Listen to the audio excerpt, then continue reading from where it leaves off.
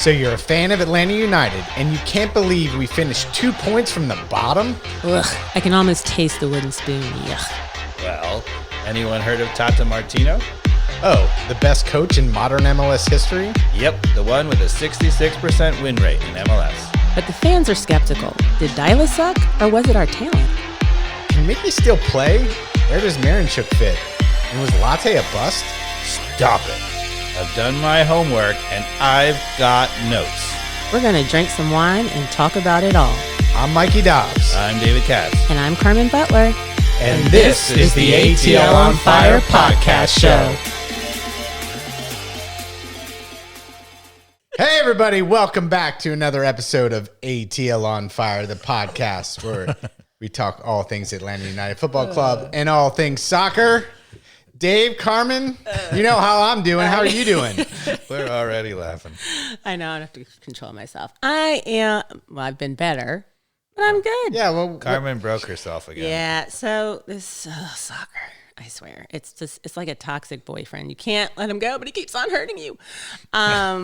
Achilles? I ruptured my Achilles playing soccer. I had one game as a 50-year-old, and it's the last soccer game. Yeah. One and only game as a 50-year-old, tore my Achilles, and I'm done. So Oh, I'm so sorry. it's been a That good is run. brutal. It's been a good That is run, though. brutal. That's fine. That's I feel why mine like retired. flaring up when I go out there now, so it's just like Yeah. should try to escape the And I future. feel bad because I accused that girl of kicking me. I was like, of course you kicked me. I didn't just fall. But yeah, no.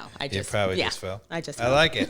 I like accusing players. Well, before I get into my whole rant, which you know is coming, It's gonna build. it's gonna build.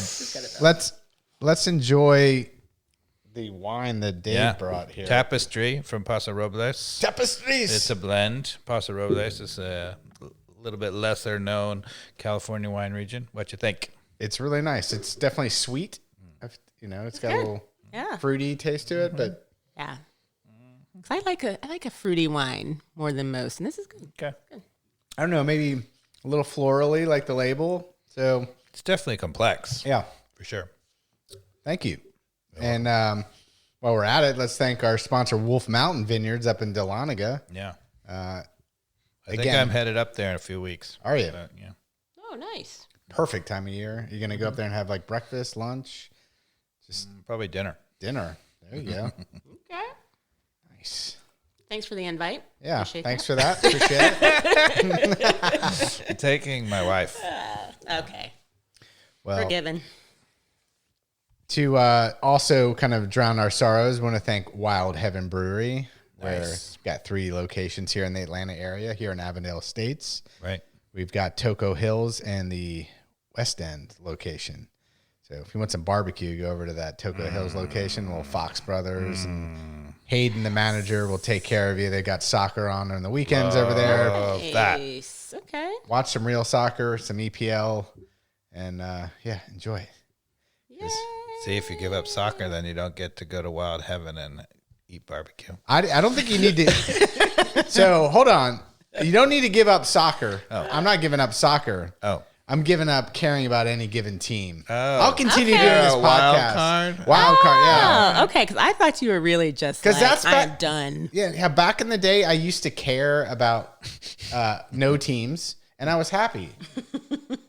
And then all of a sudden, I cared about Atlanta United because you can care about your home team, right? Like, we live in Atlanta. Like, I've always been like an Arsenal fan, like at heart when Burkamp went over there. But I never really got like emotional about the games. How could I? I don't live Well, in. that's good because Arsenal's choking. I don't live in. Yeah, exactly. And I don't live in England. So I can't be like that emotionally connected. Like, come on, I'm not a poser. I don't live in that town. But I Arsenal live in gave up Atlanta. their point And I three. am dying inside. I am dying right now. The 7-year drop of disaster soccer that we are paying for in many ways, not only tickets, but this podcast, and everybody's got to listen to us talk about how bad we are and try to find some problem that's a mystery. Dave, and you're going to try to track down the problem. The problem is being a fan of any team. Just let it go. Just enjoy a good game. You know, if Man City goes on a run, I just want to watch some good soccer. That's all you need is watch quality soccer? You know, that Arsenal Man City game was entertaining. I was It was. rooting for Arsenal, but I didn't get upset when they lost. I was like, You didn't love the Donnarumma kick it off Havertz into my own goal. No, but Leah loved the Norwegian god taking his shirt off. She was all about that. And then She- giving it to the crowd. Just Everything. like, They ripped my shirt off. I will just give it to you. I have a man. So I don't know where to take my fandom anymore. I really don't. I am emotionally drained of soccer right now. I'm so tired of walking out of Mercedes-Benz Stadium a loser, and that's part of the U.S. men's national team lately That's too. right. I've been to 6 matches at the Dome and at the Mercedes-Benz combined. Never walked out a winner. I think all of them are never seen the U.S. men's national team win a game. Have we ever won in Atlanta? I don't know. We had the Gold epic Cup loss in the Gold Cup. Oh God, it where was Brad awful. Guzan stepped over the line. Oh, that's right. Oh my gosh! Please tell me we won. Jamaica. And it was a Atlanta double header, and then- before. And Mexico was in the second game. Mexico was in the second game. I came back with a Mexico jersey on. That's how embarrassed I was. Oh God! And the embarrassment continues. This U.S. men's national team has zero chance can of talk about doing that. anything in this World Cup. Dave is think going to it's zero. disagree. Like, I will be lucky to get out of the group. Lucky to get out of the group. It's going to especially with Turkey who in there lines now. up in the first. Who's still alive, who's still healthy when we take the field. Socceroos and Turkey are probably going to beat us. It's going to be a disaster. Oh God! Please let Like, that. why not just set the bar really low right now, and then everything else Yeah, is then gravy? they'll be happy. Yeah, that's where I'm going with this. That's what we're here to do for you. That's what From this now on, podcast my is gonna be predictions called, for Atlanta United- setting the bar low. All losses for the rest of the year. Okay. Because then All maybe losses. we'll do something. 0 goals. Latte Loth is In a the bust. last 4 games, we at least got a All right. tie. So, our joking intro to the show is about Latte Loth being a bust. Is Almiron good anymore? And what was the other third person we called out? Maybe Alexei Miranchuk. He's my only guy that I am seeing anything. But Oh, there's somebody. there's somebody. I'll take it. He's still class, but everybody else not so much. Okay. So, Dave, take control. Take this away from me for a second, because I'll just All keep right. going. I think that, so my view is it's very easy to sit back and say, team sucks, coach sucks, fire all 11, get a new 11, get a new coach. And maybe we need to do that. But I think the fans out there know that it sucks. We're not doing well. And the question is that really the case? Do they all suck, or is there really, something more to it? And I think, we owe it to them to think about it. And I thought the way to do that is to go player by player, sort of buy or sell. Okay. So I think you said coach, but I think let's do coach last. I think that's the right way to go. Yeah. So do you want to go out of the back to the front? Or the Yeah, front to the let's back? go back. Start in the back. Hoyos in goal. Oh, sell. Carmen. Adios, amigo. Like, even I'm not blaming him on the goal that Nashville had in the last game, but come on, like, come up with something. And that's not only his fault for not doing better, making himself bigger, but it's a DNA problem, Dave. You know what? If he was 6'3", his arm would have gotten to that ball. He did not have the size to stop that cross. The Columbus game, the ball that literally went right over his head. Oh, that was atrocious. It was, yeah. See you later. Sell. Yeah, so. So one of the things I'll say is that, when we talked in the offseason of what we needed, I said number 1 goalkeeper. And then they brought in Hoyos, and I said, okay, Hoyos is the veteran backup goalkeeper, except it turned out he wasn't the veteran backup goalkeeper because I thought we were bringing in 2. He turns out to be the goalkeeper, and I agree with you.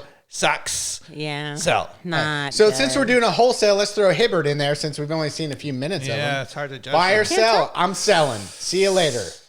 I think if I was forced to do it, I would probably say sell also, but I think it's hard to say. We just haven't seen him enough to be for sure. Yeah. I felt like he had potential at the end of last year. They were actually have playing potential. him. But, I mean, we need something better. Nah, he needs a haircut, needs to tighten up and start saving the goal. If this isn't grumpy old man. I'm behavior- serious. Let's get professional. Because you do your job. Get in there and stop some balls. Because Hoyos clearly isn't doing the job. Like, I let's agree. go. Let's get I agree. serious. So we agree on the first one. There we go. All right. Next. So you want to go left to right or right to left? Right to left. Okay, right to left. So Tomas Jacob has been the right back for most of it now recently. This one I'm on the fence on. This is probably the hardest one, but I say keep him. Till I see more. But I could also sell. Carmen? I'll go keep. And I would say sell, but I would say sell at right back, absolutely keep as a defensive midfielder. I think actually as right back, I think he's gotten better, he's comfortable, but he's not pacey enough. He's not strong enough for me. Okay. He reads the game really well, but to me, the strengths that he has, if he expects to be like a legit excellent player, he better go back to the midfield in a heartbeat. So who we counting as the other right back? Edwards? So I would have said Edwards. He has not given Edwards a chance at really all, hasn't. except for in the Open Cup. Yeah. He played the full game in the Open Cup. And I'm keeping Edwards. To me, Edwards, I watched the Got U.S. upside. Open Cup, which very few people did, I'm sure.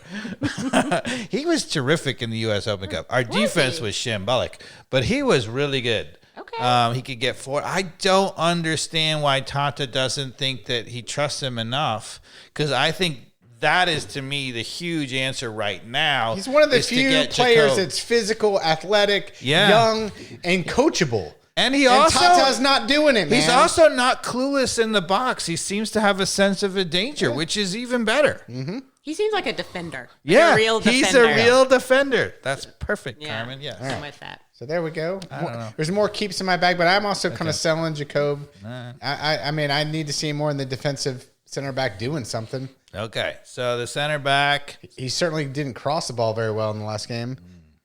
Yikes. Yeah. Gregerson. Keep. Been very, Carmen? very impressed with him so far this season in terms of somebody who actually gives a crap and will put in a tackle and play some defense. Yes. Now, That's it. around him, not so Yes. much. He's got a lot on his plate, like he always has. The few times he's healthy. Yeah. Now, whether we see him continue to play again, who knows?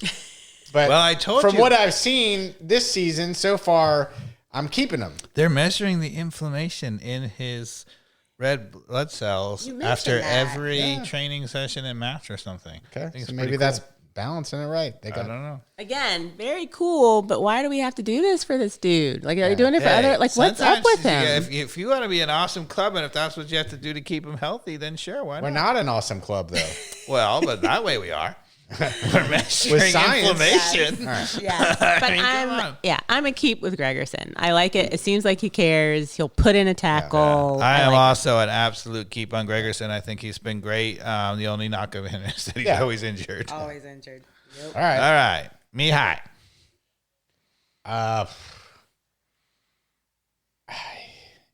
I could go either way. We've got 14 goals against us. So it's not like he's doing a stellar job. None of them back there are as a unit. And yeah, you can blame that in front of the three in front of him. But Miha's, he's a mixed bag. I don't know. That's how I'm going to go with most of the rest of them too. Carmen. I'm gonna go keep just because I still feel like he's better than a Braum and Williams. But like that's the problem. The fact The bar we is just low. thought like anybody would be better than them. We'd have to improve, and I just haven't really seen it. Yeah. But I'll keep him. He's a keeper. I'm on the fence about Mihai. So I like him. I think if the team got rolling, he could really do well. But he hasn't been able single-handedly to deal with bad situations.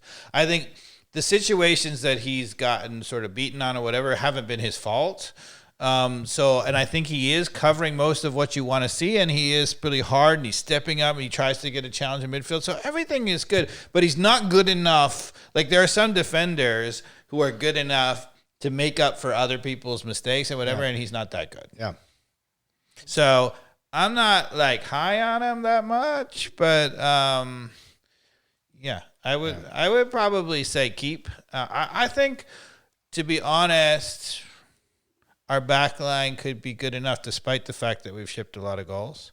But anyway, Baez. Let's keep going on the left. Don't want to go Barakal as the backup. Well, Yeah. we were going to go backups afterwards. Okay. But Well, he's played a lot of games. He played one game, and then Tata said, "I've seen enough." Well, let's just get over it. Sell.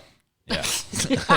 Carmen, So did you guys see the goal we give up in the U.S. Open Cup? I Oh did. Yeah. my God! I did not watch the US Open. So Bad. the defender for Chattanooga And he's been beaten just over the top a kicked lot. the ball straight up the field.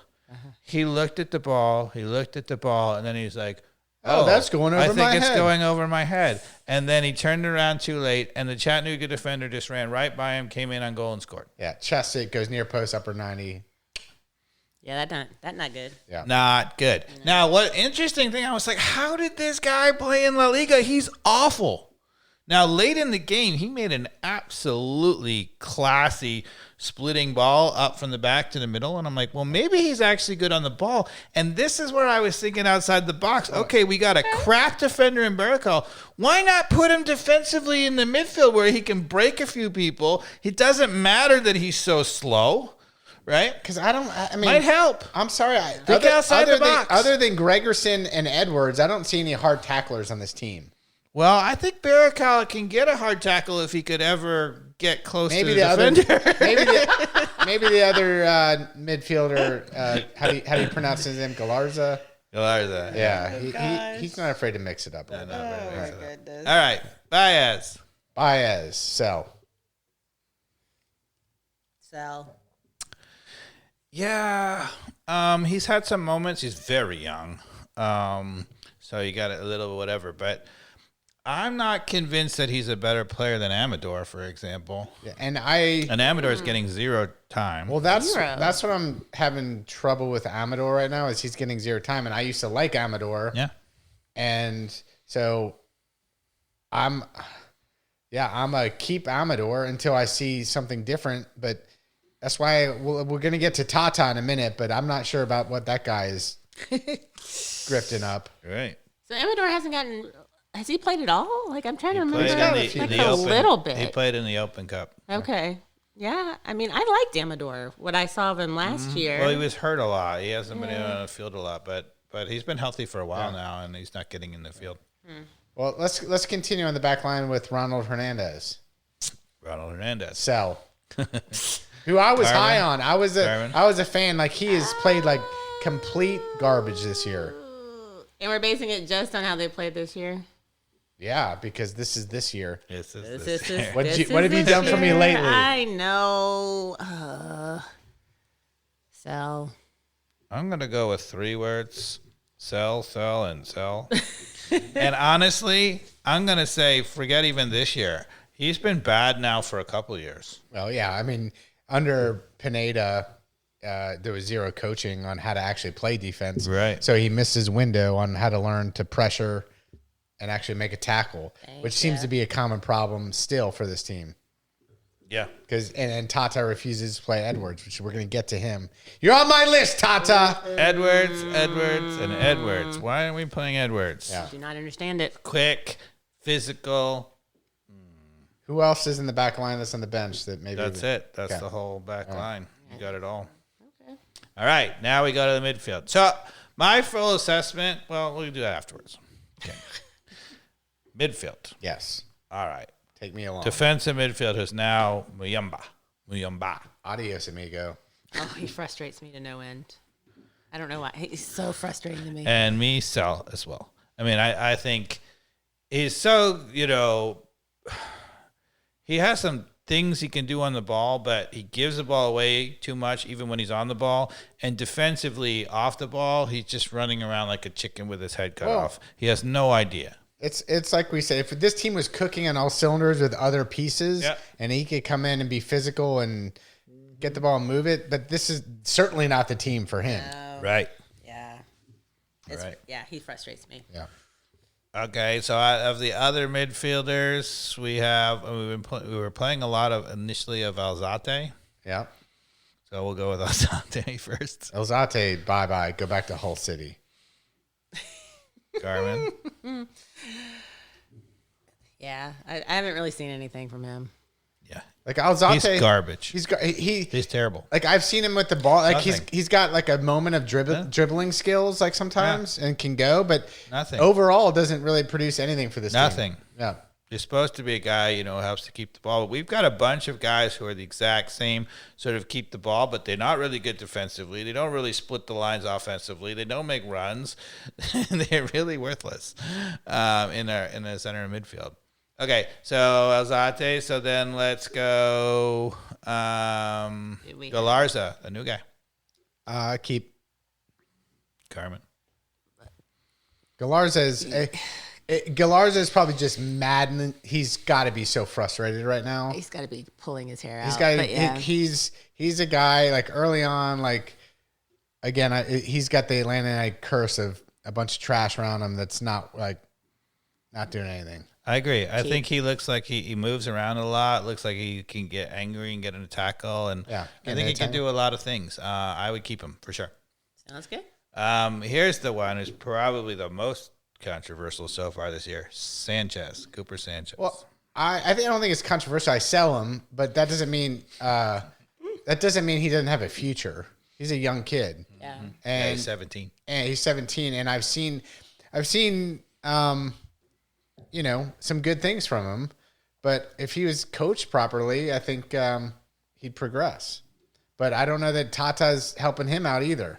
Yeah. Carmen? I would say keep because he's young and we can hopefully grow him, but I haven't seen a lot yet from him. And Sanchez is being held back by Tata, in my opinion, because he's gotten too many minutes. I think other more senior players need to be in for Sanchez. We've seen way too much of him, and that does not make him hungry for the minutes he's gotten. And I just think it's a mistake by Tata. One thing I'll say is I actually think he is getting coached because he's starting to move a little bit more. But it's so crazy to me to be a 17-year-old getting out on the field in MLS and not running around. You're like, it's clear to me he's just been used to in his youth side, just sitting there. Everybody gets him the ball, and then he does his thing. And you're like, dude, you're in MLS now. Yeah. You're not just going to get the ball and nobody's going to play through you continuously on this team. Certainly not until you show that if you got on the ball and you did, Almada type things with it, sure. But he's not shown that at all. No. Right? So to me, I would sell and I wouldn't even think twice about it and never look back. Ooh. Yep. Ooh. Bye-bye. Okay. All right then. Bye-bye. Yeah. Okay. Bye-bye. Bye-bye. If we want I want a winning team. I am not emotional about your 17-year-old kid. Right. And I am keep the 17. I am not emotional. I pay for tickets. I pay to watch Atlanta United win. Yes. I am moving on to selling. Not going to win with that guy. That's why we need somebody in there to make some of these decisions right now. No, because some people are comparing him to whatchamacallit, who used to play for Columbus, who plays for the U.S. national team, and he now plays in the championship. I'll think of it in a minute. Oh, the guy left halfway through last year. He's amazing. But if you watch him, he runs around. He gets it. He gets in a tackle all the time. You're like, I'll think of it in just a second. But like, it is night and day. I'm like, that guy knows what he's doing, and Sanchez does not. Yeah. All right. So next, we have the recently returned from very long injury. Jay Fortune. Sell. So. Yeah, and I'm a huge sell. Yeah. Like, he played well in the U.S. Open Cup a little bit. It's interesting. In the U.S. Open Cup, he looked really good. Like, he got the ball around the top of the box, and he actually made short runs. Yeah. Right? He actually will burst into the box or after he makes a pass or whatever. But in the midfield, no runs. No runs whatsoever. And he doesn't get a tackle in ever. And he had an opportunity in the Nashville game. He should have finished and didn't do it. It's like, you have your moments. He did have, that was a great chance. Yeah. Aiden Morris is what I was thinking. Aiden Morris. So if you watch Aiden Morris with Columbus, he broke through at a very young age.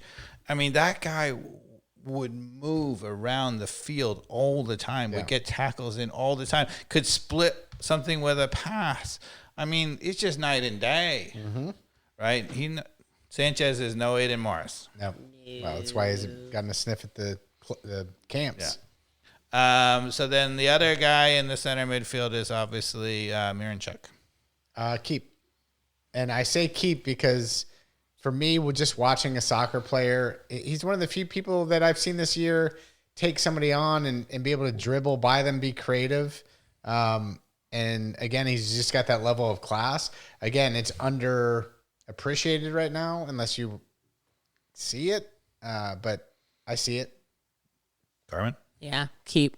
Yeah, I'm going to keep him. I think he's been super class. He's our leading scorer. And he scores goals.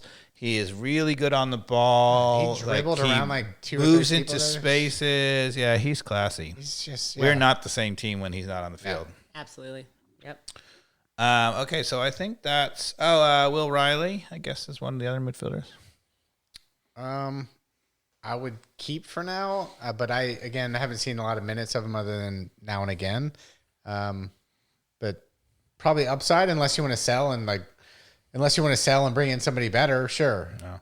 Carmen? Yeah, I mean, he used to bring energy off the bench, but I can't remember really what he's done this year. I would say that. I think he had some injuries, so maybe that's hurting him down. But he would bring energy off the bench, and he hasn't really this year. He's been moving around a little bit less. Like, hasn't been as good. So, I mean, I'll give him a little bit of a pass. I would keep him because I think he's got talent. Yeah.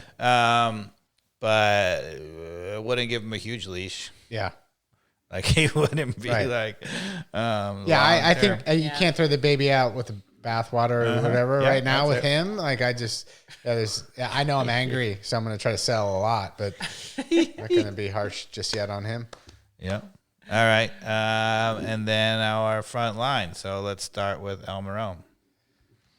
Oh, I mean, like this year, I think you have to keep him. I mean, he's still better than most players in the MLS. Am I disappointed in the overall output? Yes, but I think that has to do with the surroundings more than anything. So, you got to keep him. Carmen? I will never let go of Miggy Almiron. Oh. It will never happen. Sentiment. You can't let her run the club. I know. Don't let me run that club. I would keep him too. I think so. There is with the amount of money we're paying and as a designated player, like, are you getting enough from him? Can he score by himself? No. But he's still working his ass off. And he's laying up to the person I'm about to sell enough chances. Yeah, I think so. He's doing it. Yeah, he's creating a lot of things. So I would keep him. We won't get to him quite yet. No, we're not there yet. How about Saba Labanice? I think at this point, I'm a fan, but I'm going to sell him as well. I think we got to upgrade. Ooh, I keep Saba. Saba time is over. I know it's over, but he did so well. The clock has run out. Yeah, he hadn't done much this He year. hasn't gotten much Sal. of a chance this year. Fine, Sal. He's not started anything. Yeah. So I'm a little bit surprised about that. Got to be somebody's fault, not mine. Yeah, Get in there and score some goals. You worry Because that guy couldn't hit the broadside of a barn most days. Yeah. When he makes amazing creative moves. Yeah. Too much of a resume of missing his opportunities. Let's move on. Bye. Yeah, I mean, I thought that Saba was going to be a guy who also would work a little bit hard to get a tackle in or whatever, and he was sort of, but that's kind of gone away a little bit. Yeah. By not his fault too. I think he's lost his confidence. That's for sure. That is accurate. So I'm kind of, I guess if you pushed me on it, maybe sell, but I think there's still a way that he might come back. You could get more out of him. All right. Who else are we missing in the forward position as like a sub? Oh, as a sub? Yeah. We'll get to it, but we're going to go to last starter first. Yeah. Latte Loth. Selling. This guy is one of the most expensive transfers ever to come to the MLS. Mm-hmm. At some point, I don't care what the equation is at this club, you got to figure out a way to put it in the back of the net more often than he is. Yeah. He's had opportunities that he's outright missed. He has had opportunities where he gets into the box and stumbles and loses his footing and does something awkward. It's just not there for the money that we're paying him. Mm-hmm. Huge bust. Sell. I want my money back. Carmen. Mikey Dobbs is not wrong, but whenever I watch him, I feel that like when I used to play a forward and you were just in that slump where no matter what you did, where you were, it was like the ball was somewhere else. Nothing could go right for you. You know what they didn't pay me, though? Anything close to his salary. That's true. Put up or shut up. It's time. Yeah. You got to put it on your shoulders. Yakamaki's, that dude was an assassin. He was an assassin. There was nothing going on. He'd figure out a way to get us a goal. Yeah. So I would have that Zlatan flavor that we are missing on this team. Yeah, I would say so. And it's not his work rate. He works really hard. He's just not that player. He's not the player that can manufacture a goal on his own. But it's because he works super hard. You can see him so frustrated. Super frustrated, working really hard. But you're right. So far, based on what we've seen, we were so excited about him at first. Right. That's the thing. He's missing that ability to step back and being like, you know what, guys? He's missing that attitude. He's almost working too hard for the team to try to work too hard to get the goal instead of being like, you SOBs need to figure out a way to cross this thing into me, and I will finish it every time, but I'm not doing your dirty work. What do the young people do? Snap or whatever they do with their fingers? I don't know. Whatever they do. That's right. No, we're not snapping.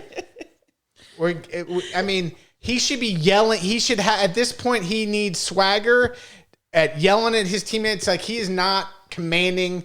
I'm not seeing any sort of venom towards, Jacob crossing the ball. I'd be like, dude, if you can't cross that ball to me in the box, I'm in the box, dude. Mm-hmm. There's no attitude on this team, which is a problem across the board. Yeah. What was Pineda saying that we needed more of? Heart.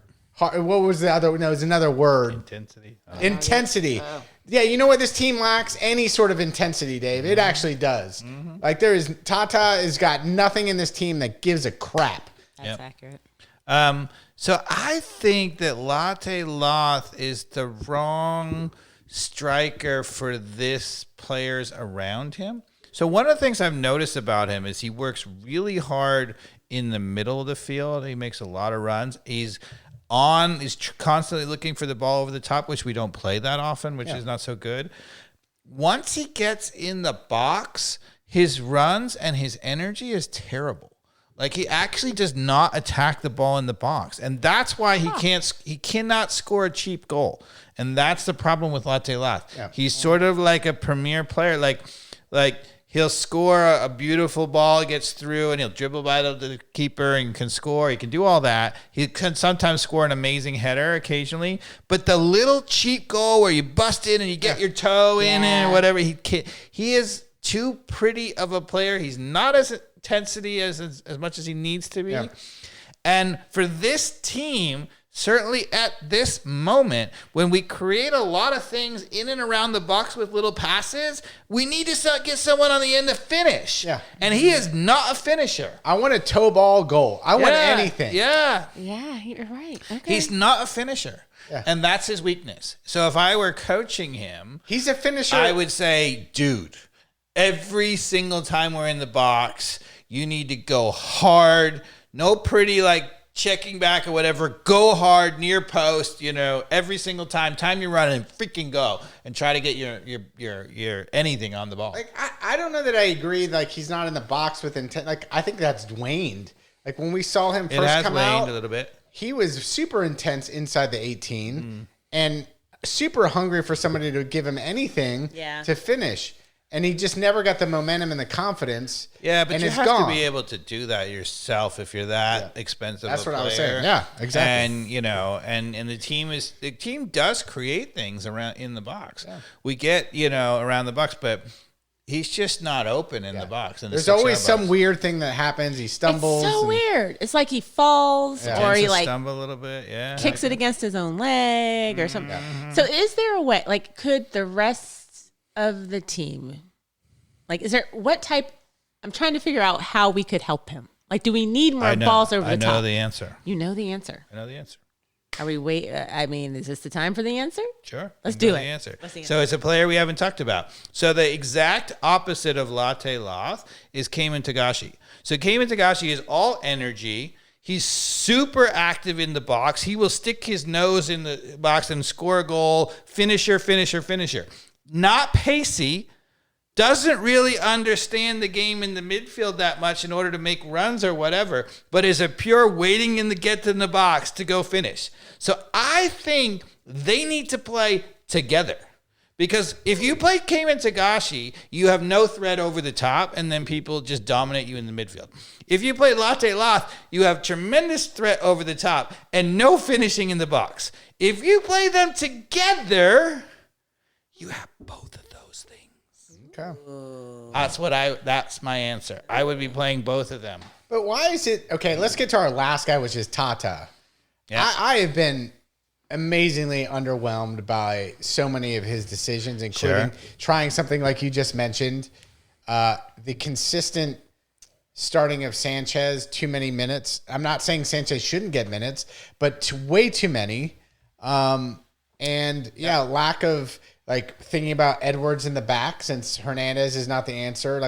Like early on, like what is this guy seeing as a great coach, Dave? That I'm just thinking this guy is laying a fatty. I don't know. Well, it's interesting because, he has said that he thinks – so I said in the offseason we needed two things, a brand new goalkeeper and we needed a center midfielder, okay? That was when I thought Sleaze was coming back. As soon as Sleaze left, we needed a goalkeeper and two center midfielders, okay? So he has said over and over and over that we need a defensive midfielder. Like, it's really bad. Like, in the last game, his solution to all that was to play four mediocre midfielders who don't defend at all. He played them all. He played Jay Fortune, he played Cooper Sanchez, he played Muyamba, and he played Galarza. All four. So he tried to, just by numbers get through it. But I'm like, it was him who had the creative idea when we didn't sign. He clearly wanted a defensive midfielder in the offseason. The guy who played for West Ham who went to Spain was the guy, the Argentinian guy. And I'm forgetting his name again. But anyway, that was the guy they wanted, clearly. And when they didn't get him, Tata got creative. He said, look, we've got this young guy who can read the game. And he put him in the defensive midfielder, Thomas Jacob, right? And he played well. The team didn't play well, but he played well. We gave up too many goals in the back, and he's like, I got to solidify the back line. He's moved into right back. That was not the answer. He had the right instinct to begin with. We need a defensive midfielder, and the right answer is to play him. And the right answer is to play Edwards and give him a chance, or at least give him a chance and let him make a few mistakes. What do we got to lose now? Yeah. But Tata is a little too set in what the players are, I think he's got to think outside the box with this team a little bit. I mean, sometimes That's not thinking outside the box, though. Like, it's just watching who can defend. Yeah. And it's clearly not Hernandez, and it's definitely Edwards. And I think the other answer is to play. So if you play Tagashi as the center of the front three, as just literally you stay up top, keep them honest, and get in the box. Latte Loth plays the left side of it as a left footer and a winger, dangerous up top. Almiron plays the right side of it, right? And now you have those two guys feeding Tagashi with Miranchuk sitting behind. Now you've got a much more attacking team. And you play Tomas Jacob as the true defensive midfielder sitting there the whole time, right? And now you only got one problem instead of three. Yeah. The other problem that we still have is who is the other guy in the midfield who's going to go up and down. I would be creative. I would be trying two different players in that position. I would maybe, certainly US Open Cup, I would have tried it. Barakal, because he's not going to be in the center back. Okay. See if he can be good on the ball. Or the other guy who I think can play that role, Saba Lubenice, right? As a center of the park, in with everything, just getting the ball. You said that last year or the year before, too. Yeah, why not? Really? Why Okay. do we need him out wide? He's not going to run by anybody. He's not pacey enough. There's so many guys, and I think they're right in this case. Usually the social media people are wrong. They say, Saba dribbles up against a guy, and then they take the ball from him. But the problem is he tends to beat the guy, but then he's not pacey enough to go by him. So in spaces, he's good, but he's not going to go by anybody. He's just not pacey enough. But in the middle, playing little touches. He can get a little space and then enough. Or the other thing of it, I would play Saba, and I'd probably, the Galarza looks like legit the other guy who's going to be there. But anyway, it would be Tomas, defensive midfielder, Miranchuk in front of them, probably Galarza initially. I would give Saba some minutes there. And then the front three, I would take my chance to totally change it up and give us a finisher in the middle, which is what this team is lacking right now. Even when we're on the front foot, the times when we've played well and created a lot of chances, we're not scoring. And people are looking at Latte Lath and saying, oh, he's not our 20 million guys. He's never going to do that. Or maybe he will. But to begin with, let's put a guy in who already knows how to do that. Cayman Tagashi. Okay, well, I don't know that I've seen it from him too, Dave. Come on. I think he can finish. Let's be honest. I'm not. Did you see the goal he scored in the U.S. Open Cup? Don't care. This Chattanooga. But that's the only game he's ever played. Come on. It's the only chance he's got. He actually came off the bench in one of the MLS games and almost scored as well. I'm exhausted of how little effort we are putting into scoring a goal. And this is not Tata Martino soccer. Fair. I mean, if we're gonna lose, let's lose. You ain't lying. What is he doing, Dave? This is not Tata Martino that I know. This is not the style of soccer. Well, it's embarrassing that we cannot go out there and score with the talent. The other thing that Tata did in the championship teams is our outside backs really created a lot of offense. And Jacob and Baez, it's funny because people who are really long listeners of the podcast will say, Dave is always talking about having them stay back. And I agree with that. Mostly I want them staying back. Are you calling for airplanes right now? No, not airplanes. But I would like to see them getting forward more in a dynamic way. And the guys who can do that are Amador and Edwards, not Baez and Jacob. Yeah. So I think offensively, we would be way better off with those guys in the back. And Jacob can actually protect our center backs, and we wouldn't need all of the panicking or whatever. Because right now, Muyumba is not protecting Jack. Nobody. Oh, he frustrates me so much. So I don't know if you did all that, whether we would suddenly be the team that I thought we were going to be. I think I'd pick us fourth. But I think we'd be a lot closer to that. I also think that we're not that far away. We've been in games, we haven't scored or whatever. Stop it. You know what we are, Dave? We are wooden spoon material. Every stat says we're wooden spoon material. So don't even give me this. Let me wait till half the season's over and we're going to judge it then. MLS is a long season. You know what? It is a long season. We're a quarter of the way through. Yep. We're 1-1-6 with 6 goals. Yeah. 14 goals against. I don't disagree with you. And there is no hope that I see from what I'm seeing that it's going to improve. I think if you changed it up the right way. But who's going to change it? You're not going to change it. I would. You would, but we're not changing anything.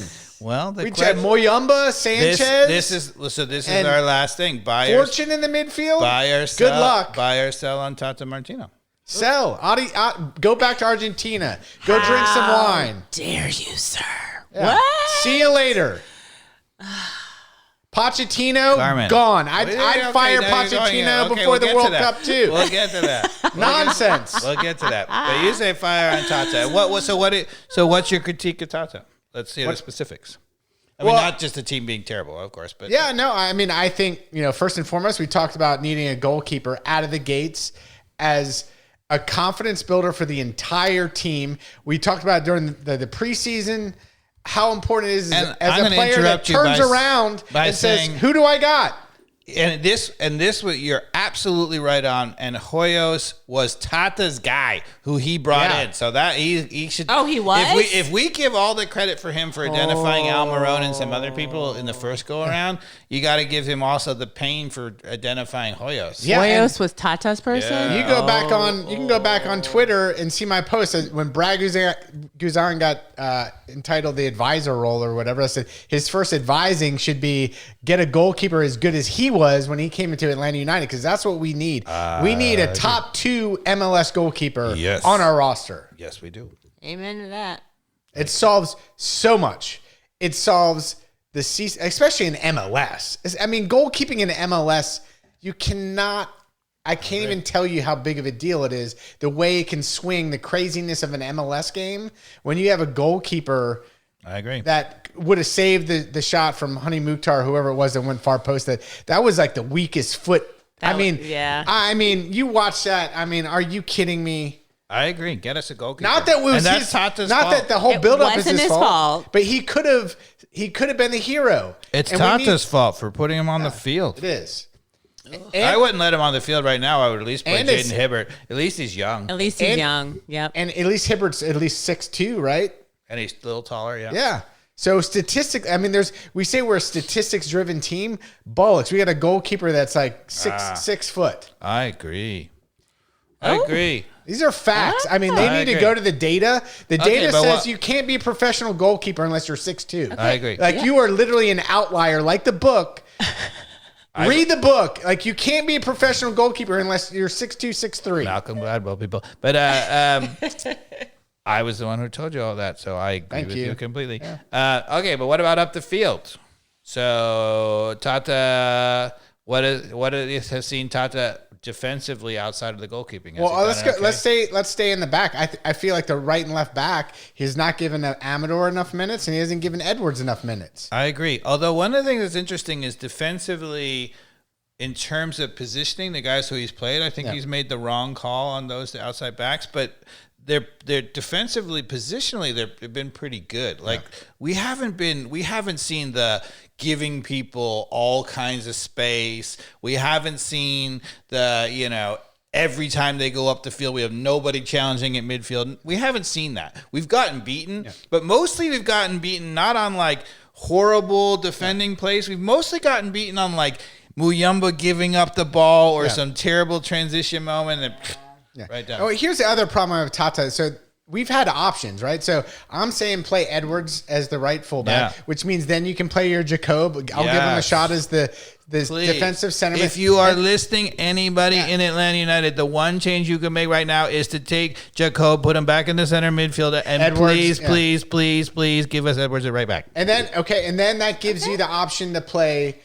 Of course, game changer. Miranchuk and Galarza as the two other players, right? Because you have someone actually defending in the midfield. Check. Yeah, and then I don't care what you do. If you do your thing with the game of Tagashi, Tagashi, and I don't know that, but that'll solve a lot. Mm-hmm. I think that's our biggest problem. That might even solve most of it, at least until we go and buy another incredible. Because then you got, Almiron and Latte Loss should be able to create up front. Yeah, better than. Yeah. So I agree, but it's amazing how domino effect small things can have on a team, right? Because this is when I was saying, and that we're not that far away. We're very far away the way we are playing in the current positions, but one little change like that would change enough of a domino that I think would instantly get us a number of wins. I'm not saying that we're going to suddenly move into the top 4 like I predicted. I think. Same. Latte Loth has sailed. Well, I said that was going to depend on Latte Loth, and I really thought he was going to do it, and he has not. So I was wrong about Latte Loth for sure. I really thought he was going to do both be over the top and be a finisher in the box. I just thought he was just in his head last year. Yeah. But even when we've created chances, he hasn't been it. So that is not a top 4 team anymore. Yeah. But if you make the right change in midfield, it's not a top 10 team either. It's a wooden spoon team. It's a wooden spoon team. But I think we are. I'm rooting for the wooden spoon at this point. We're one change. We're one change in the something. midfield from being like top 10. I hope they're in the locker room listening. I really hope that somebody shares this podcast with the locker room. Yes, they need a comment box. Yeah, please. But okay, so please, because somebody needs a wake up, and I mean, there's no, what was it? What was Pineda's word? Intensity. The word that we thought was a joke, but there is no intensity. Right now, that's what we want. It's interesting because we have a couple of guys who could show, Mihai looks like he'll kick the backside out of you. And he has a couple of times looked like he want to kill somebody. Galarza looks like he's about to kick his own player. Edwards, Gregerson will. Yeah, so I feel like there could be some players who create that. But back to coaching, why is frustration? Why is Tata not? We have no enforcers on this team. That I feel like we're not. Well, we're not enforcing, like, especially at home. Yeah. I don't see any sort of intimidation. None. Like, there's none on Well, this one team. thing that happens in coaching is if you get slightly wrong the tactics and suddenly you're giving away, like even in this last game, right? Like, we played pretty well for most of the game against number 1 Nashville, right? We were 0-0 at halftime. We were definitely in the game. We had some chances. They had some chances. But it was not a lot of chances in the game overall. But our defensively, we were playing well, right? And then we gave up a terrible goal, right? And it just deflates. And that is created by the domino effect. If you get it a little bit more right and you're a little bit more up the field, you don't give up those stupid goals. I mean, that's what, really happened last year, right? Is that we would just, even the moments we were on the front foot, we just kept giving up stupid goals. Yeah. But we're not giving up the wide open, stupid goal. Now we're giving up, it's a little more sophisticated goal where we give turnover in midfield as opposed to them just building out of the back and us not marking anybody and then they going in and scoring. Can I ask you a question? In the Nashville game, because I was hosting a party here at the house, I only was able to watch little bits of it, but I was watching when whoever played the ball behind our left back. Yeah. And they had Baez. basically, is it Baez? That was Baez. Behind Baez, yeah. Was it Baez when he just kind of went like this? Oh, no, that was Galarza. That was Galarza. It was him, but Galarza was tracking back when he just went like this on the ball. That was it. It wasn't good. Couldn't even get to the ground. Knowing that ball is that ball is going to go to somebody, couldn't give any more effort than that. That really aggravated me. Yeah. That was one of the weakest attempts to stop a ball that's going through to a player. I mean, But it was on any respectable team, like you're subbing that guy off the field. I'm sorry. So as much as I like Galarza as a keep, that really angered me. You want to talk about the U.S. men's national team? Because I got more to talk about. They I know didn't you score do. on that, and they didn't score They until did. the sixth. Because Mihai came over and did really well on that. He No, actually well, did a really you know who beautiful job. didn't do well was the guy who got the ball, who should have scored Yeah, it. he should have scored. He shot it right at Hoyos. Yeah. But Mihai took away everything and gave him just the goalkeeper Yeah. and a short. He did everything right. Anyway, 62nd minute was when we gave up the goal. We turned the ball over in the midfield. I think it was Muyumba. And that's when they got a quick counterattack and scored. But, against the number 1 team in the league, we were, right there in the 62nd minute, and it was a stupid mistake that caused the goal. I mean, but you're like... Aren't they all? Yeah, well, but if that's Thomas Jacob, does he make that mistake? I don't know. I haven't seen enough. I don't think so. Not Muyumba kind of levels of mistakes, which is like all the time. Yeah. all the time. He gives up the ball all the time. It's very frustrating. And I think Tata's seeing that, but you're like, I think what I think about, and the reason why I'm going to not say sell on Tata is I think it's absolutely clear that he knows the problem. And he's not flailing like, just let me have it. He's not flailing like Pineda, right? Where he's just like, I'm changing stuff and whatever. He's sticking with things that he was. I think he's made some slight differences. Like, I think, like the kinds of decisions like Baez versus Amador, I think he's maybe getting it a little bit wrong, but it's not that big a deal. I think the Edwards is a bigger one. Mm-hmm. But the thing that I think he's doing... Wait, hold on. Let me finish. This is what I want to say. Is that I think that what he is doing is waiting for us to get to the transfer window where he can buy an amazing defensive midfielder, and he thinks that will solve the problem. And it probably will. I think he knows that that's the big problem, and once we get him, it will be a thing. But what I am not impressed with is that right now, when he has only what he has, he doesn't know how to fix it. Well, that's what I was about to say, is when you start Sanchez, Muyumba, and Fortune in the midfield, I call that flailing, and so would you. I don't know if it's flailing. I think he How just is that doesn't not think he has flailing? anybody else. Jacob and Edwards. Yeah, but I think that's the critique of Tata right now, is I don't think he's thinking outside the box and making some truly excellent decisions that might solve the problem. But he's not flailing. It's a little bit different. Okay, so answer the question. Tata, buy or sell? So I would still be buying, because I think what's going to happen is that he knows what the problem is. He's going to go ahead and identify an amazing midfielder, or maybe 2, and that's what they're going to do is they're going to buy those guys. I mean, for example, you and I love Manchester United. Yes. I don't think that we've really solved a lot of our coaching problems, but we did buy a couple of excellent players, right? And Bueno and so it's not about coaching; it's about players. well, no, what I'm saying is occasionally you No, can. that's not what he's saying. It's not about the players; it's about the coaching. So it's not Michael Carrick. No, it's the players. What I'm saying is that I think if we had an amazing coach, not Michael Carrick, I don't think he's that good. Like I think that you could take those new players and you could really. He start took to a do relegation team and now they're in the Champions League. So he's not a good coach. better. I think it's just okay. Just okay. Really? He's good. I mean, I think he's above average. I'm not saying I should say. I think he's above average. Do I think that he's gonna be the guy who's gonna win the title multiple times in the Champions League? No. But I mean, that's a very high bar. yeah.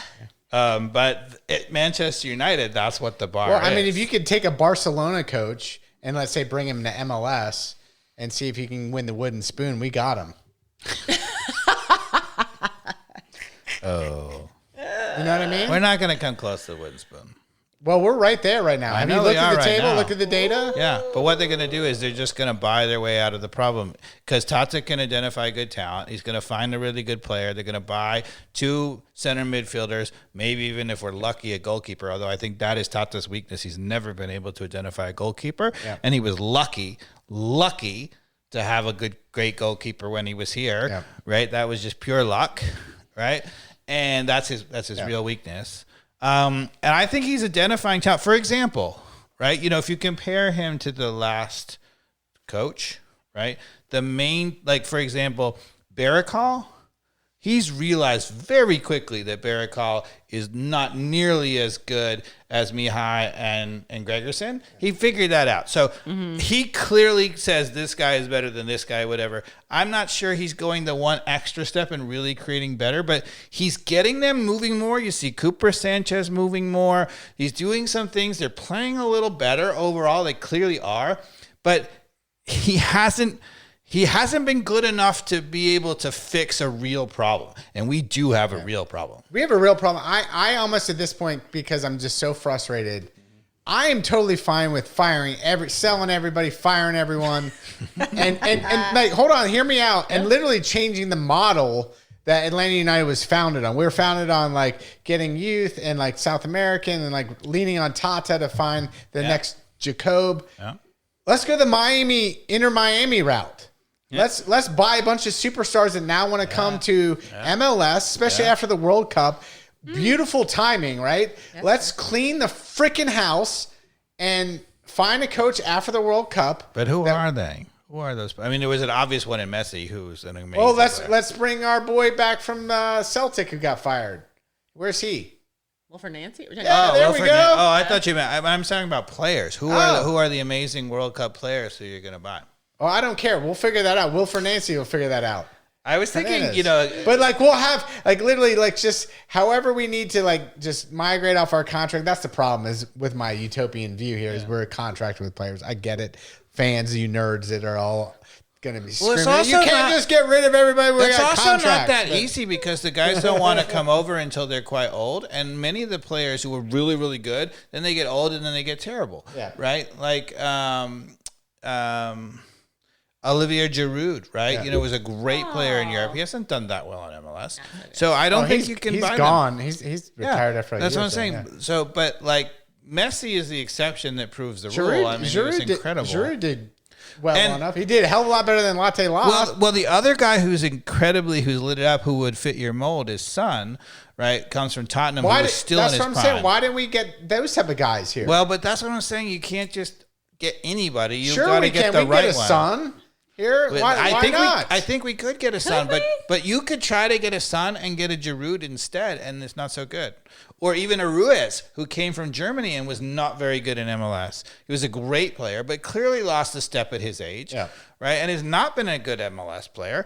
So I don't disagree with you. I think there are Son is lighting it up. Yeah, but you got to find the right one. Well, yeah, that's a no-brainer. Like For example, Griezmann is supposed to be coming to Orlando, and that's their model and their savior, right?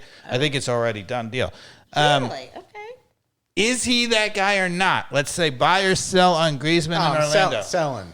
See, I agree. I'm selling, but why? he's not going to do it. He's not the kind of player who ever is going to be he's a great player, but he's never the kind of guy who could just carry a team, and especially at his age. Yeah. So you could add him onto a terrible Orlando team, and there's still a terrible Orlando team. Agreed. So that's see, so let's just, if we're gonna go that route, we got to find the right guy.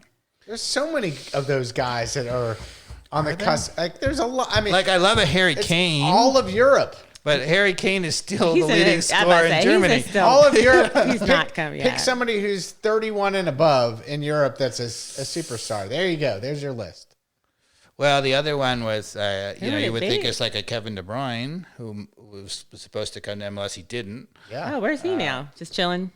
No, somewhere. He went to somebody good. He was playing in. I think they were talking about San Diego was trying to get him. Yeah, but he's playing in Europe still. But so. We have an empty checkbook. Why wouldn't we bring somebody who's better than everybody? Like, you got to find the right player. Yeah, we gambled on Latte Loth and it was a bust. Yeah. We could have gotten a Kevin De Bruyne. Yeah. And that would have put butts in seats too. And is Kevin De Bruyne good enough to do the whole thing? Yes. Of course he is. He's like one of the top players ever in soccer. He's amazing. He's literally like a top 10 soccer player. But I think part of the story is if you're going to get that guy, I think they have to be able to score. Like, that's the bottom line. The guys in MLS who have come in at older ages and transformed it have been guys who aren't, like De Bruyne is just a creator mostly. He'll score occasionally, but, the Ibrahimoviches and even David Beckham who could score. But, and more recently, obviously, Messi and Son. But these guys can score, and that changes the difference. So if I'm getting one of those guys from Europe, I want to make sure it's a guy who can score. I agree with that. That's fair. Yeah. There's definitely some fairness to that. But let me just put on my brain cap for a second and see who's going to float to the top there. Who are some great goal scorers? I don't know. Carmen, help me. Who are we talking about? I mean, That would come to Atlanta? Yeah, there's a lot of people that would come to the United States. Yeah. Not just the United States, but Atlanta? Yes, of course. Okay. I think there are, but you got to find the right guy. You know what I mean? Like, this is also what you're saying with downplaying Atlanta. Yeah. Is you got to sell the Caribbean, Atlanta's airport. You got Florida right there. Like, somebody's got to be selling Atlanta better than we're selling Atlanta, and that goes for the Hawks and every other professional organization too. Because I've traveled the entire United States. Atlanta is not so bad. Oh, I love Atlanta. I was a hater of Atlanta for a long time, having grown up here my whole life. But we need some better PR. I think that's it. 'Cause everyone goes to L.A., Miami, the hot spots. Mueller went to Vancouver and has changed their fortune. And by the way, all those places suck compared to Atlanta. I mean, I agree. And the rumor is that Neymar is going to Cincinnati. Yeah. Wait, why? Well, he's not going to play for one game and get injured. There you go. There's a guy who can score.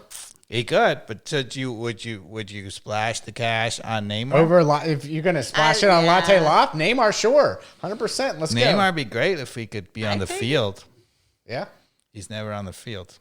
Yeah, and obviously when he's on the field, he's terrific. He and Gregerson can start a club. So who were you thinking of, Dobbs, when you were saying, who are our scores? Like, where the scores are coming?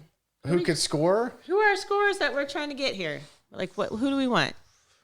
I don't know who these people are that he thinks are coming. It looked like you had an idea. That's why I'm asking you. Honestly, though, I feel like if you give me a little time to do some research, I'll come up with a list of 10 people that could easily be goal scorers for Atlanta United. Okay. I like it. Yeah.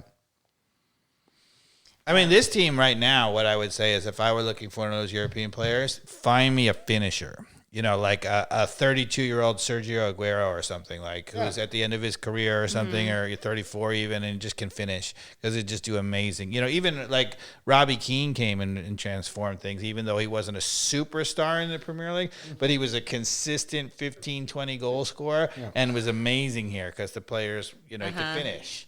Right? So to me, right now, I would not ever go for a Kevin De Bruyne for Atlanta United, even though I think he's great. I would find I somebody wouldn't go who could for him score. this year when there was rumors that he was going to come over 2 years ago. Yes. Yeah. He could have scored and he could have created. But if you could do that, you need a guy who's going to be the finisher. Yeah. De Bruyne we don't 2 have years it ago right could have been now. the finisher too. We don't have it. Dude, that guy could shoot a ball from 30 yards near post, far post, and score against these MLS keepers all day. That guy's got a long range, like perfect ball that can either set somebody up or go in the back of the net. I believe it. Yeah.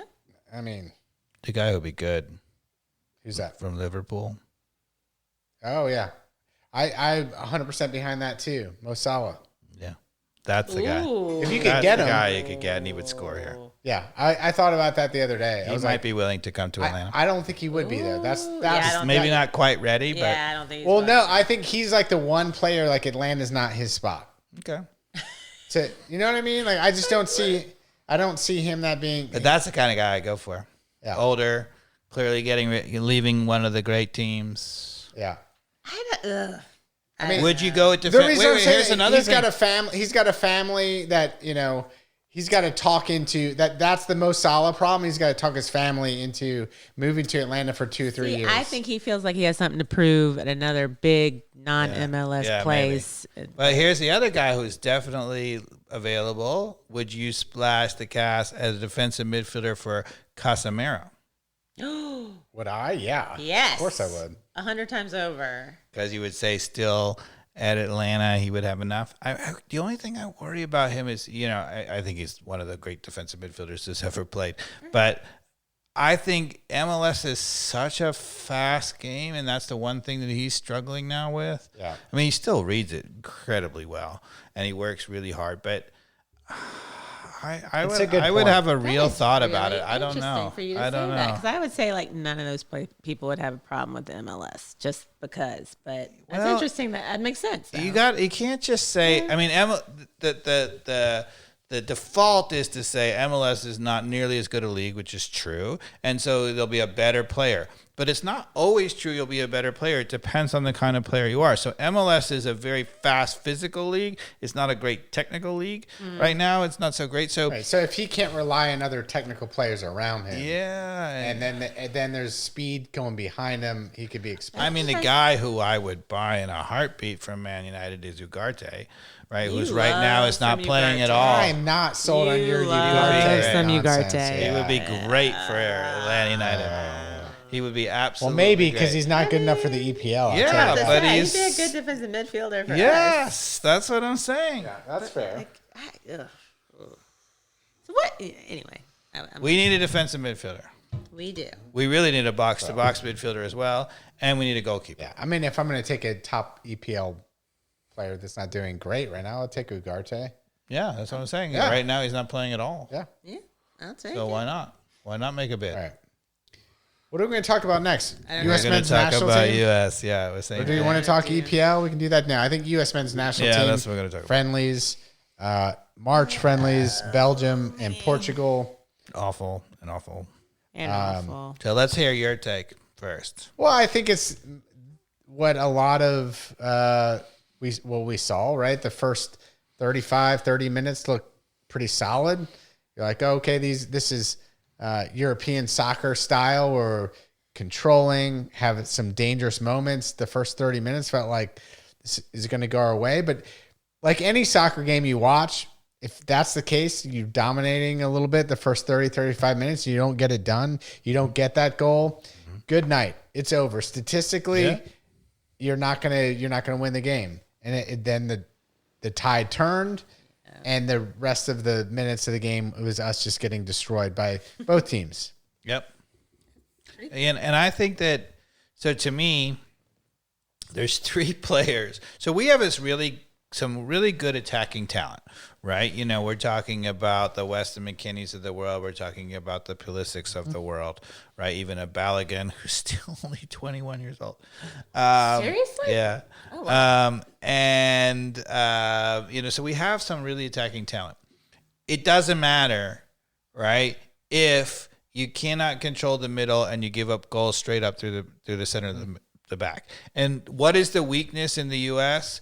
it's absolutely our center backs. Because as I said, I think to me, Richards has a lot of talent, and I think that Miles Robinson has a lot of talent. And outside of that, their center backs suck. No offense, Tim Ream was a great center back, but he's just old. Yeah. And no offense. And nobody's better as a center back going forward with the ball. Yeah. But as a defender, it's past. So if those two guys are not healthy in the center back, we're effed. And I'm not even sure Pochettino thinks they're so much better than the other guys, and that's a problem. So, he thinks Mark McKenzie is okay, there. He thinks he's fine, and he's not. He thinks some other things. But anyway, he played Austin Trusty, who looked awful. I mean, awful. How is that guy playing at Celtic? Yeah. Gee, many Christmas. If I were a Celtic fan, I'd be tearing my hair out. Anyway, and then the other guy who we cannot do anything possible without, and who is the whole difference in the entire outlook on the team, is Tyler Adams. Tyler Adams starting in the defensive center midfielder, which clearly Pochettino wants. Yeah. If he's healthy, this U.S. team is absolutely still a viable team in the World Cup. If he is not, forget it. It doesn't matter. Viable as in they might be able to make it out of the group? Yeah. No, I'm talking about where we should be a quarterfinal team. I think we should be a semifinal team if everything goes right. But even just having to, if you give me Tyler Adams, we're a quarterfinal team. Absolute crazy talk. Well, because You're saw talking absolutely crazy. You saw the team play without Tyler Adams, and they're terrible without him. I agree Yeah, with but that. we're terrible on a number of fronts if we lose one person. Well, that's the danger. And statistically, absolutely, we are going to lose one person, which means we're back to ground zero. I don't disagree with you that we have not developed the depth and the talent, or whatever. Because if you go from Tyler Adams to, it was Tessman who was the backup, and Tess was playing at a good club. He was terrible. Yeah. But at some point, Dave, Christian Roldan you was have the to other guy. add it up. Even US's best 11, you start stacking that up against the other 10 teams that are better than us. Clearly 10 teams better than us, right? Like being generous there, you could say there's 20 teams better than us. You go player by player, and you're outclassed, including Tyler Adams being outclassed by many other players at his position. I think Tyler Adams is certainly a top 5 defensive midfielder in the Premier League. And I think, honestly, he's probably a top 20 defensive midfielder in the whole world and makes all the difference. Okay, that's fair. If he's 20, that means we're 20th with our best player that matters most, what you're just saying. Or He even matters everything. even 10th. And my point being is the World Cup is the World Cup. There's no mercy. Yeah. Those other teams are so much better, position by position. I think a lot of those teams have. Let's go. weaknesses. Let's. No, we're gonna do this. We're waiting. We got to give me get 3 weeks right as we lead into the World Cup. I don't want our fans. I want to do it when it's prime. I'm already working on that. All right, so you work on that. I'm going to use AI, and I'm going to do some deep research to compare the U.S. men's national team. I already have. Against every other national team player, position by position. I'm going to do a grid with Gemini, and I'm going to battle you in your brain and see what you got. I already have. I've been working on exactly because you asked me to do it. I've been working on. I have a title note that says other national team squads. Yeah. Because I'm evaluating. So far, I have Argentina and Brazil. Sneak preview, better than the U.S. So what I've been doing, and just so you can ask your AI to do it or whatever, right, is I have been breaking them down into elite, tier 1, and other. Okay. So elite being like Erling Haaland, incredible player. Yeah. Tier 1 being really good first, Griezmann, certainly tier 1 or whatever. Christian Pulisic. And honestly, guys who are really starting and are playing major roles for a Champions League team is tier 1. Christian Pulisic. Certainly Pulisic. That's our only guy. And maybe I would give Jedi Robinson. No, Weston McKennie is a star for Juventus. I think he's a tier 1 for sure. I don't know. Anyway, and then other. I think he's on the fence on that. Well, we're gonna do it because I knew you were gonna do exactly that. Yep. So I have literally listed who I'm calling what, and we can go and critique player by player, but that's how I'm doing it. So that's how you should do your AI, is try to get them to say, of the other national I'm going to do my AI how I want to do my AI. It's gonna out battle you, man. No. Don't try to Can't be done. stack the deck. Can't be done. All right. There's no replacing me with AI. So we got we're 15 till 10. English Premier League, Manchester United. Michael Carrick is the new coach. Dave still doesn't believe he's good enough to be the coach. Well, so explain. people say buy sell on Carrick, and I would say I cannot make that call. And the reason is, as I've told you over and over and over, I would never make a buy sell call on a coach until I knew who else I could get. So if there are a few small number of coaches, and it's not that large, who I could get in place of Michael Carrick, I would say sell. But they're not that many. So, and if you can't get any of them, which is very possible, then I would say buy. Who are your handful of buys then? Well, I mean, if you just want to go for the fantasy world. Well, I mean, it's Manchester United. It's not a fantasy. Well, but they're not, for example. Michael Carrick's got him in third, right? So it's not like they're nobodies. If Klopp is coming back, he would take him for sure, but we're not probably getting Klopp. I mean, do you think Klopp would coach a Man United? I have no idea. He's coached big teams. No, I know. I'm saying, like, in the EPL, I feel like there's coaches, once they coach like a Liverpool, they would never go to they're rival for sure. I feel like an EPL is like or Guardiola. Would he go to Man City to Man United? I feel like the EPL is still the only league that has that kind of unwritten rule. Like you would never go do that unless you're Jose Mourinho. You're like, I'll go wherever. Yeah. But I don't know. Klopp, sure, yeah. There are very few coaches. You definitely take Klopp if you're Manchester United. I don't think he would ever. Yeah, so this is, if I were the Manchester United, brass or whatever, I would make a super serious run at Klopp. Because I watched. And if he turns us down, then I would offer the contract to stay for Carrick. And I would, I would leak it and say a little bit on the side. We're like, oh, who are the alternatives? And we'd be like, yeah, Klopp turned it down. Yeah. Okay. Well, let me ask you this: would you hire Pochettino? This is a great question. How you like them apples? No. I think the answer is yes. No. But do I think that Pochettino is a much better coach than Carrick? They're different. Right. So you are the GM that gets to make that call. Yeah, I would make the call, yes. And then the team goes back to the old Manchester United ways after Michael Carrick. Good. How are you going to sleep with your family after that? I get fired, because that's what should happen. Yeah. If I made the call to replace Carrick with Pochettino, gotten fired immediately and after we don't do well, then I get fired. Yeah. Why is Pochettino a good coach right now? Pochettino, everywhere he's coached in Europe, has done incredibly well. He's not doing well here. You cannot say that. The guy was hired to coach a World Cup team. Whenever you're evaluating a World Cup team, it don't matter whether you're 50-0 or 0-50. It matters what you do in the World Cup. That's what he's going to be judged on. Yeah. And so you cannot say anything to me right now about Pochettino, good or bad. You can't say he's the worst. You can't say he's the better as a national team coach until you see what he does. I will tell you right now, he's crap. Because I can tell you by watching the games that I paid good hard money for. Yeah. That guy does not have this team ready for the World Cup. It was weird. He is crap. We are not going far in the World Cup, and I will tell you that for a fact. Not happening.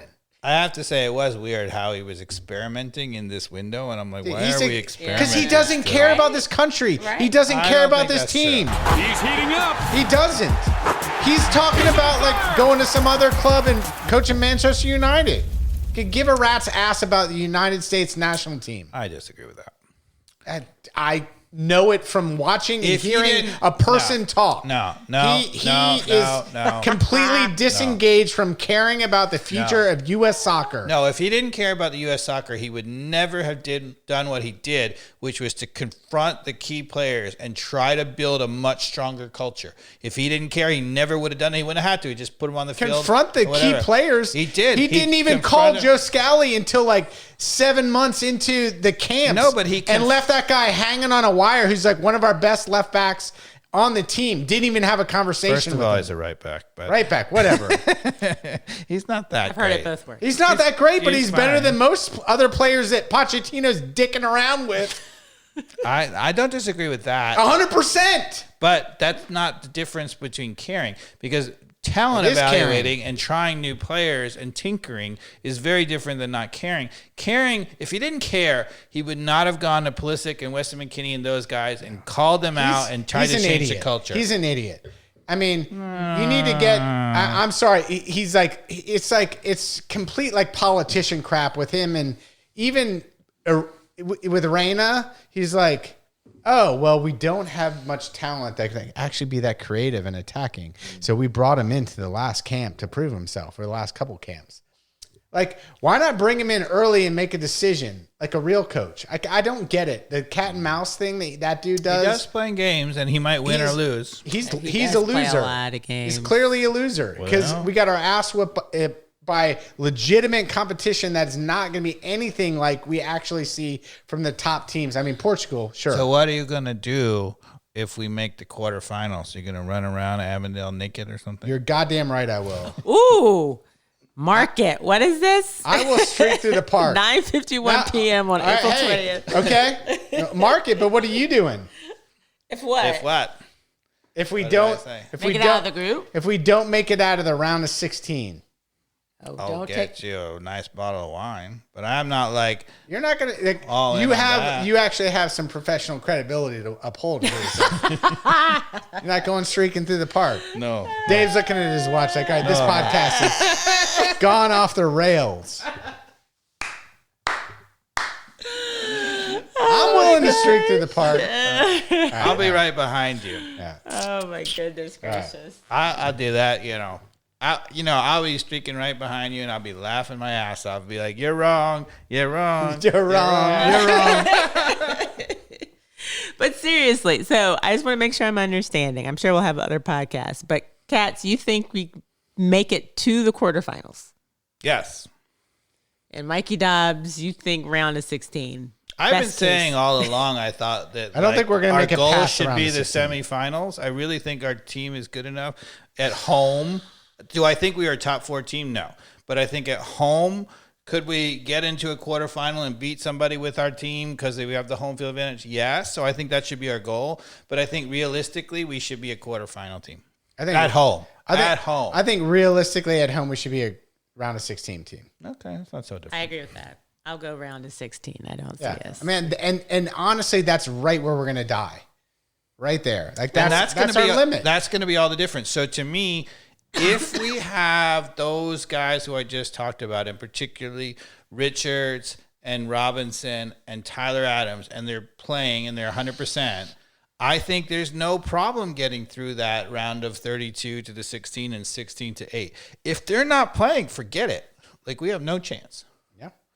That makes all the difference. It's a small margin at that level because they are such force multipliers for this team because, they have the building blocks for all those other guys. But to I do don't the even thing. think Pochettino thinks that Miles Robinson's the guy. I'm not sure he Oh, does, yeah. and that's a problem. Same. Yeah, so like I mean, there's I so many disagree things with you. against what you're saying. Like it's not I going to agree. happen, man. I agree with you. It's not like Pochettino. Like you're like, oh, he's a great coach, but he doesn't see what I see. So like, why is he a great coach? I'm not saying he's a great coach. But you would hire him for Manchester United. I said that I think he's a better coach than Carrick. Carrick. It doesn't mean he's a great coach. Why? Because Carrick's got the team from going from like 14th up to 3rd. Yeah, but I mean, Pochettino took Tottenham from bottom or whatever to the Champions League final. That's and like to the only thing whatever. he's done. Well, Literally, that's like the only thing that guy but can you're hang arguing his the hat on. same thing. No, he's got one. And he did it for multiple years, whereas Yeah. Carrick is whatever. Carrick And took a decade-long disaster and at least moved them up into Champions League. Like, literally, decade-long disaster. Your team, Manchester United, has been a No. dumpster fire for a decade. when he took over this season, we were lower, but we were like mid. He's moved us up, 5 spots? 4 spots? dude. 5 spots? If you'd have given good, but it's not What's his that. name? Amarin? What is that guy's name? I mean, he's horrible. Yeah. Had you given him 2 more weeks, Oh, he'd they been would have been awful. like Yeah. 14th. I agree. Telling you. I agree. I think that, and I was saying I thought he was terrible. Get rid of him. Awful. Yeah, I don't know if Carrick's a great coach, but he was what the team needed at that point. Just to be like, he's play. the Just go opposite. play. Just go play. Just go and play. he puts them out there, and they're solid. Isn't Whatever. that great coaching? For that moment. For that moment, I think he was. Long term, no. You cannot consistently compete for titles in Champions League without that. You need a coach who's tactically doing more interesting things, who's pushing players, who's doing. It's not good enough. Tactically interesting things like play the right players and be like, go get them, boys. I think Manchester, Sorry, I disagree. I mean, how could with the players that Manchester United have right now, Michael Carrick is overachieving. I think our team has got the signings have been really good. Like, the one thing that Manchester United has Sesko, Mbuemo, Cunha, they've been really good. Cunha and Bruno Fernandes. And Bruno Fernandes is great the whole time. Well, he's the best player in the EPL, I think. He's been great the whole time. Amazing. He's the only reason why Manchester United didn't get relegated probably under some of those coaches. But that's where, again, I'm leaning back to players mattering more than coaching to some degree. Cunha, Wolves player, best player on Wolves until they acquired him. He comes over. He's an X factor. He adds to taking off the pressure of Bruno Fernandes. He's been amazing. Yeah. So Bruno Fernandes can now be Bruno Fernandes and set everybody up. And now you got, what's his name? The striker, Mbame or whatever his name is. Mbuemo. He's got great runs in the box. Like he's the old guy that has got a lot of veteran. He's been the best signing there. Oh, hell yeah. Great signing. Those three are making the difference. But the reason that's happening is because of Michael Carrick. But he's still playing fucking Kobe Manu. No, don't go after my boy. Who would you play instead of him? Do not say Ugarte. Don't do it. Play Ugarte in a Don't heartbeat. do it. I'd play anybody over him. Do you think that would mess up the accidental slowdown of the game, though? Which He's Manu controlling does? tempo. Ugarte, because I truly believe, like, you know, that I agree with it. Mano is awful. Ball watcher. Ultimate ball watcher. I've never seen anybody watch somebody go behind their back with so many airplanes going behind him. He's like, I have no idea what's going back there because I'm watching the ball over here floating through the middle. Agreed. But when I also watch there's a weird science with it, though, that I've also observed that everybody else around him is excelling. So I don't know. Maybe that's You know what the difference, though? I mean, if you want to talk Atlanta United through the metaphor of Manchester United, the difference for Man United this year has been the goalkeeping. The goalkeeping has been outstanding. That guy is legit, Lemons. True. I mean, and that changes everything. It's a foundation. Yeah. If we had a goalkeeper, not Lemons, but like an MLS version of him, it would be a game changer. And he's super young. He's like 23. He's going to be there for another. I mean, I would sign him and sign him and sign him and sign him to a big contract. Yeah. He's great. 100%. I agree with that. He's He is great. unflappable. He makes a big save. Yeah. He's strong. He's a little fiery. Like, he's the whole deal. Yeah. And that changes the way the defenders. If we had a goalkeeper like that behind Gregerson and Mihai. Well, here's another thing. What European goalkeeper can we get who's like 35 that's got... And that would be a good answer to get. You know, some of those guys, they write them off a little too early, and they're still good. Yeah.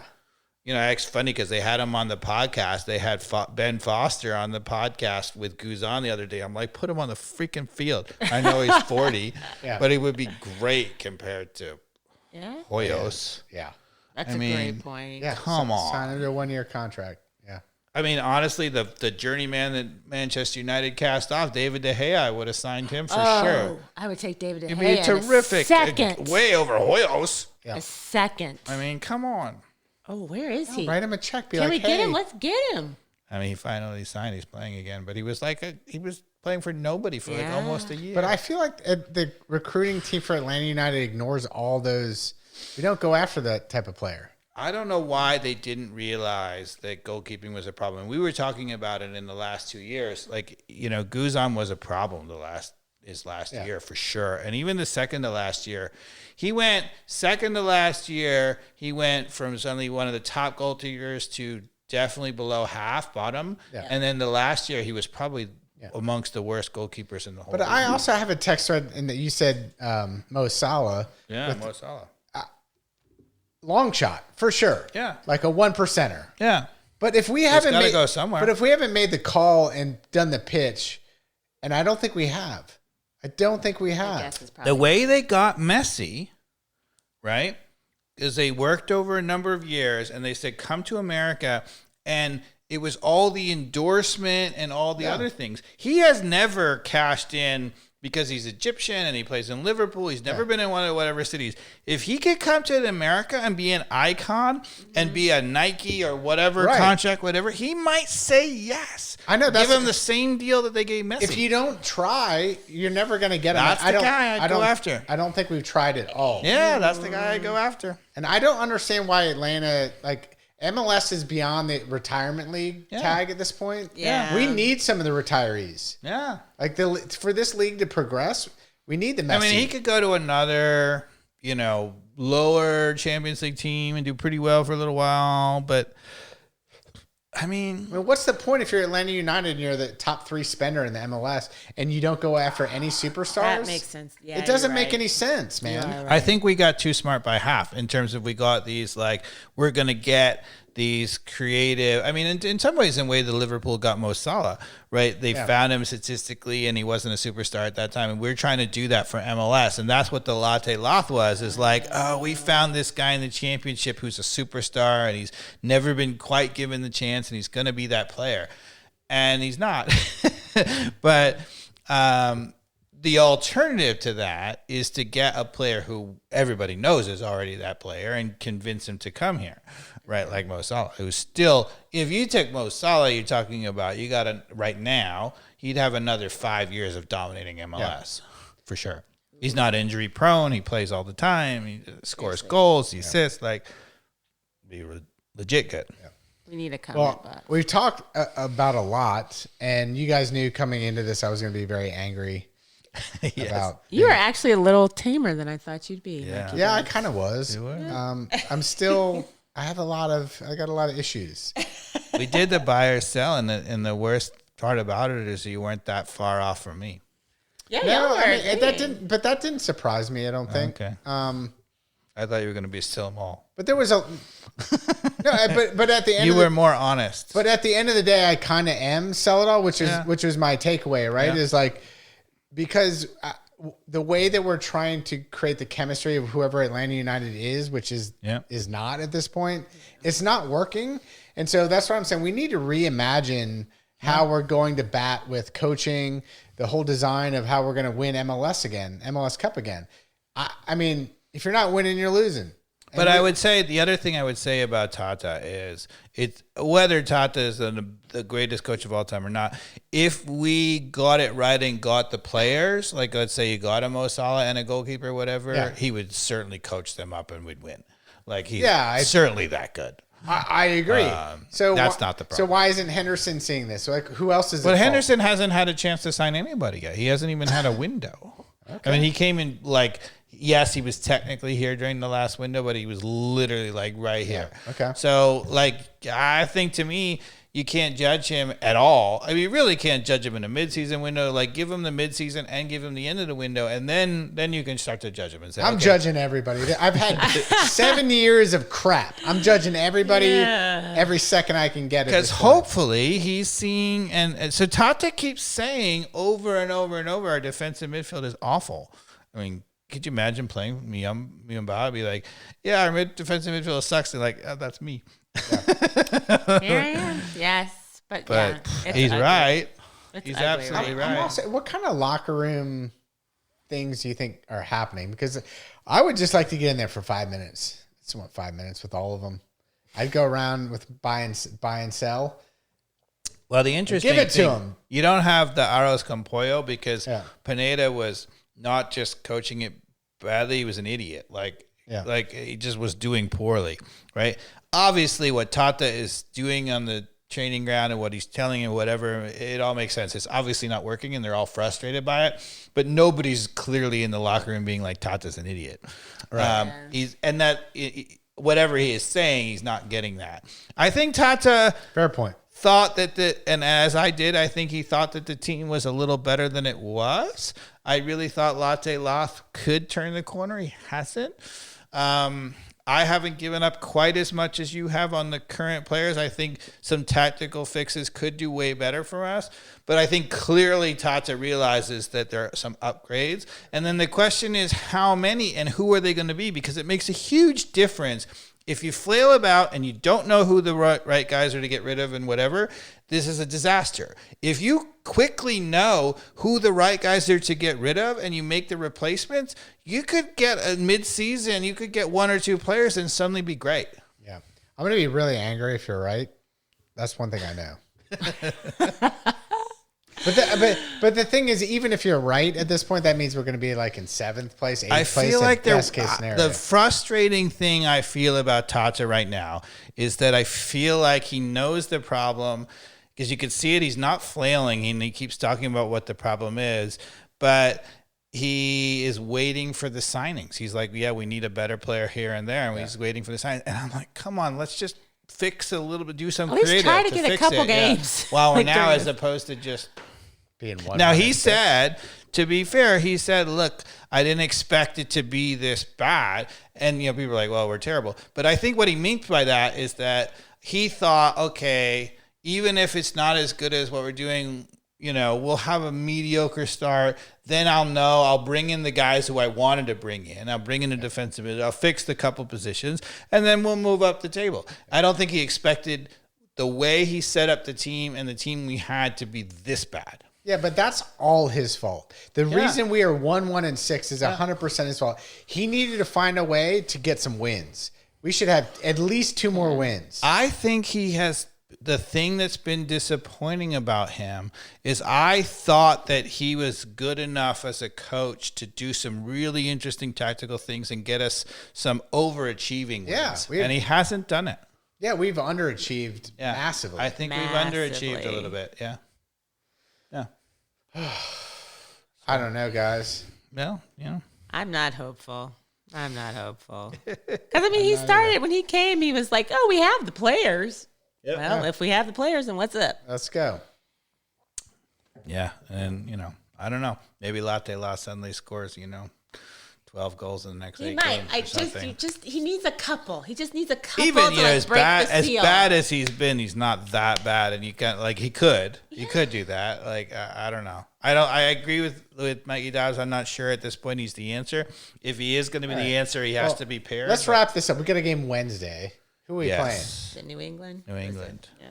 How are they as a team? Terrible team. Terrible. They're awful. All right, I predict we lose 2-0. Wait, it's at home. They're terrible. Yeah, and we lose 2-0. That's my prediction.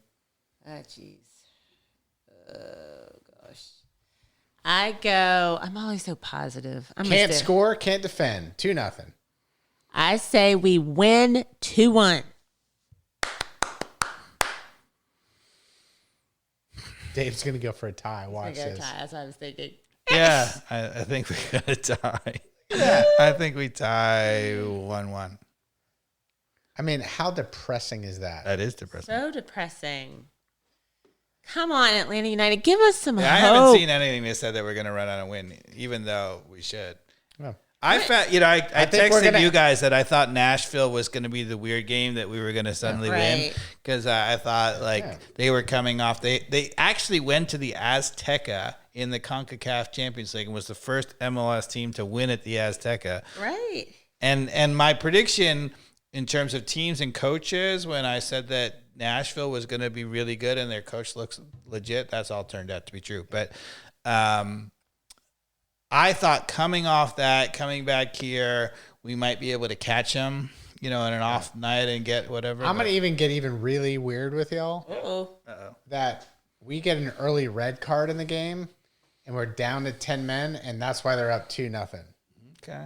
Wow. You're going real specific. Because he's what he's reading is the frustration in the team. Yeah, that's what that is. That's actually. You want to call who's going to get it? Yeah, that's why he's very insightful because he's reading the frustration in the team. And I agree. Because I feel the frustration. Somebody's going to come out and finally come with cleats up. Yeah, I agree. Who we got? Baez. It could happen. It could be Baez. It could be Mihai. Yeah, one of them. When that happens, Baez or Galarza. It's gonna be Galarza. it's gonna be one of the Latinos. I like that prediction. That's a really good. I'm not saying it's gonna happen, but it's Yeah, no, I mean, I like I said, if I'm gonna put a weird prediction out that there, is. since I'm gonna go 2-0, and it's gonna be one of those things that we're on the defensive foot the entire Mikey game. Dobbs, you're a lot smarter than you look.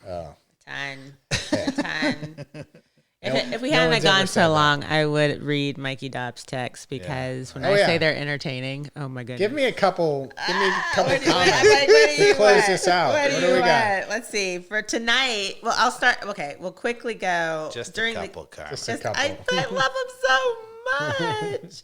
Because what was it you were saying during? Okay. Oh, just during the last game, you're like, It's definitely burned down the world. I know.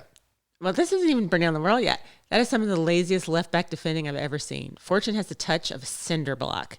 He just kind of let his right leg out a bit. Like, that's all the best true. I can do. That's Somebody caused played the him a goal. beautiful cross right at the top of the 18. It was like thunk. I was like, No, it was- that's why you're never going to be in Europe. It was a pass out of the back to him, and it was a thunk. And then It was a he thunk. was fast enough to still stay on the ball, and then he tried to turn his defender, lost the ball, gave up the This was a counterattack. different play. Somebody should've read it. somebody crossed him the ball like on the offensive side of the field. He was at the top of the 18, and it went over the guy's head, and he tried to trap it, and it just was like thunk. Not good.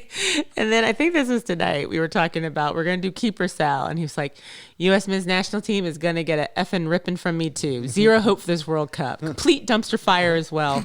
I wouldn't spend a dime to watch this team. I I'm certainly not. wouldn't pay jersey transit fees. FIFA and sport is basically as bad as gambling at this point. is. House always wins, and your team, and you're never your team. I am broke and emotionally drained. I am. That was the greatest. I wanted that. It just Ever. kept going. All right, let's dance it out now.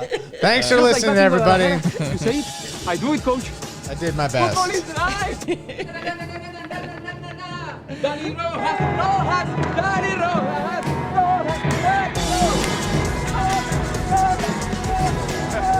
Still live.